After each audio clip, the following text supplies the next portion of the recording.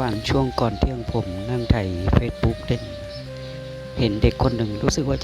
ถ้าจำไม่ผิดน่าจะอยู่บุรีรัมย์ชี้ใส่เลขทะเบียนรถ206แม่หวยออกตัวนี้แหละไม่คิดเลยว่าบ่าย3:30กว่าจะมาออกที่รถเมล์สาย206